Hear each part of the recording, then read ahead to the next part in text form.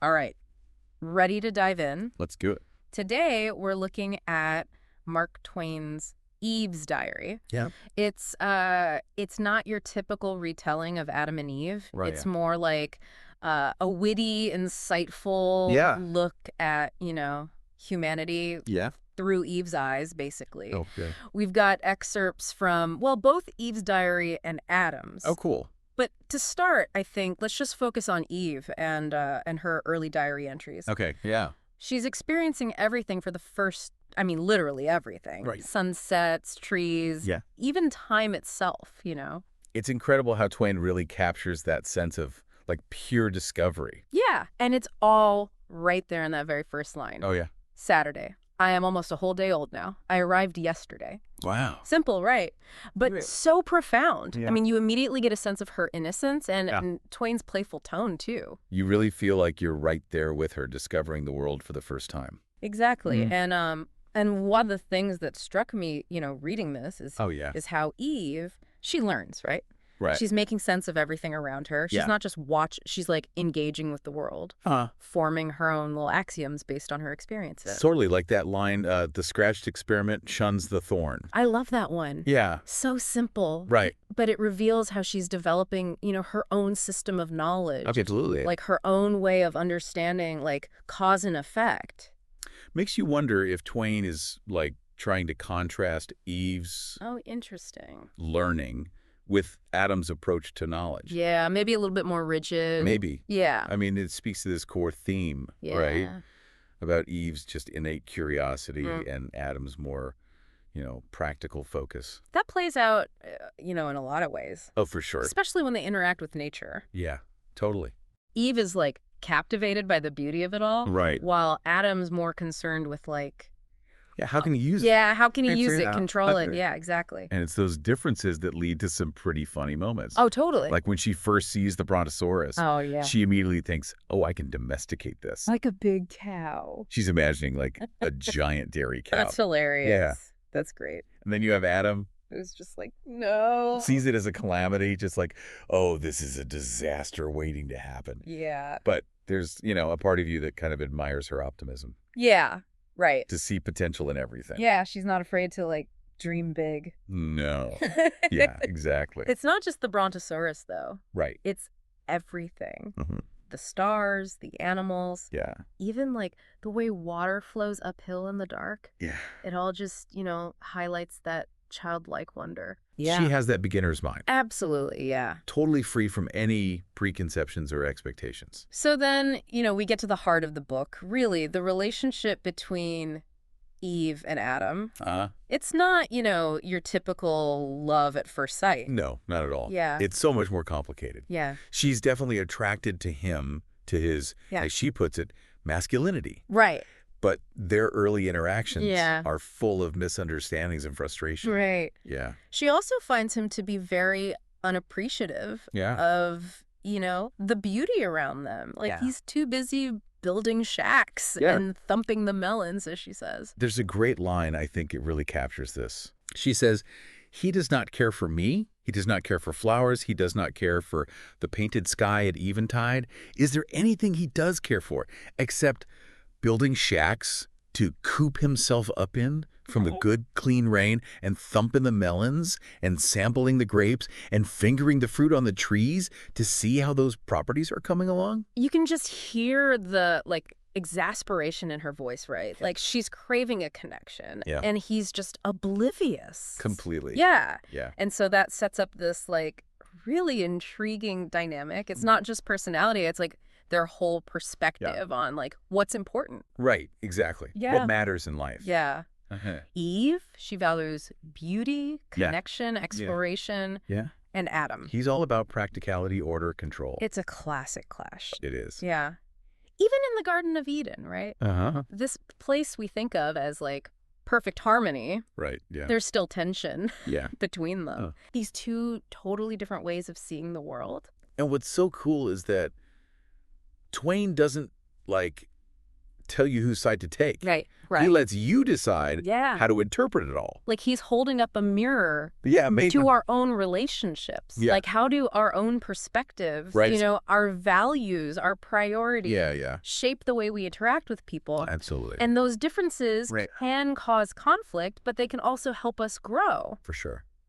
Like that part where Eve wants to go over the falls. Oh, yeah.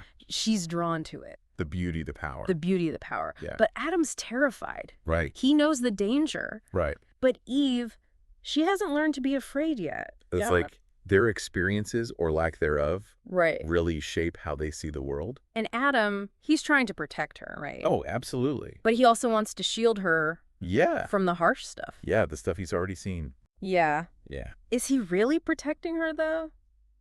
It's a good question. Or is he holding her back? Yeah, maybe a little. Yeah. You know?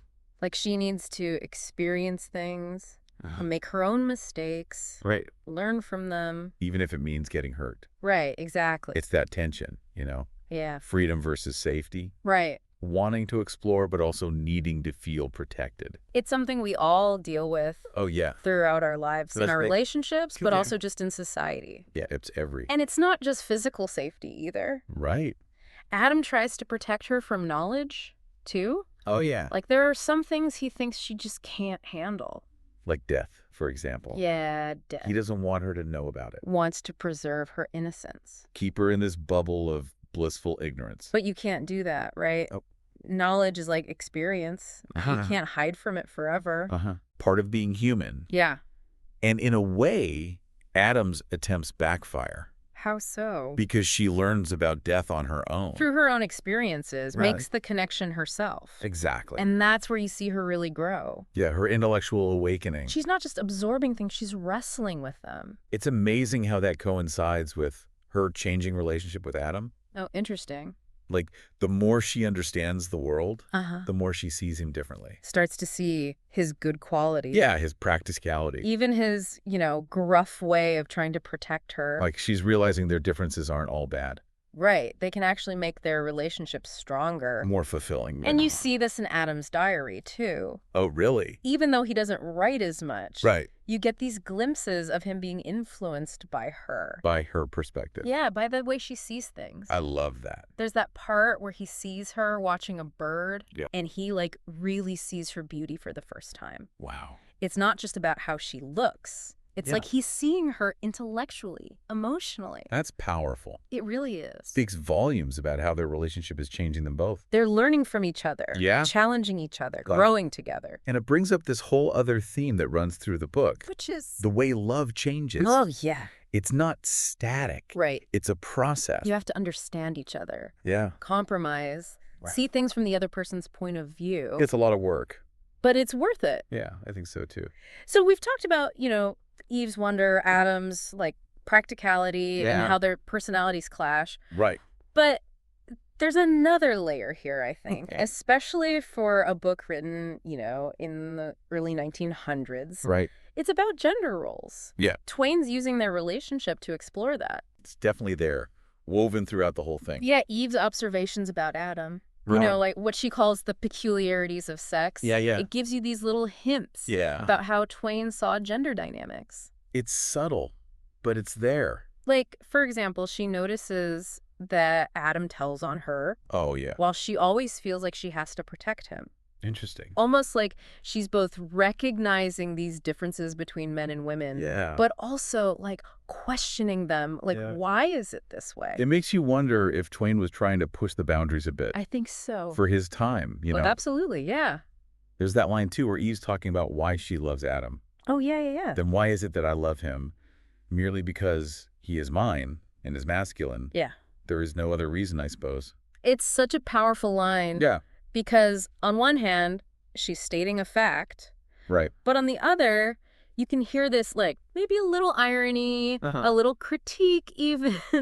Maybe she's realizing that love shouldn't be based on societal norms. Right. How much are our views on love shaped by what we've been taught? Such a relevant question even now. Absolutely. We're still figuring out what it means to be masculine or feminine. Totally. And how those expectations impact our relationships. It's not simple, that's for sure. And what's fascinating about Eve is that She kind of embodies both sides, Interesting. the traditional and the progressive. Yeah, explain that. So she's devoted to Adam, Yeah.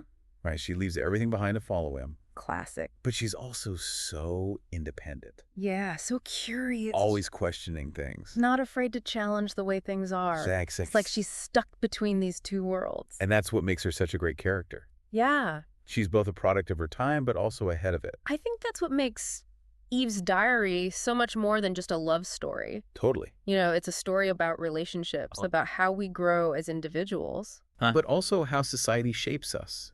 Right. And in the end, Twain doesn't give you any easy answers. No, he wants you to think, wrestle with these big questions about life and love and loss. Just like Eve does. Exactly. It's like her saying about the thorn, but applied to everything. The scratched experiment shuns the thorn. We learn by doing by making mistakes. At questioning things. And that's why this book still resonates today. Absolutely, it's timeless. So we definitely encourage you to check it out. Read Eve's Diary. You might just learn a thing or two about yourself. Yeah, you never know. And until next time, happy reading.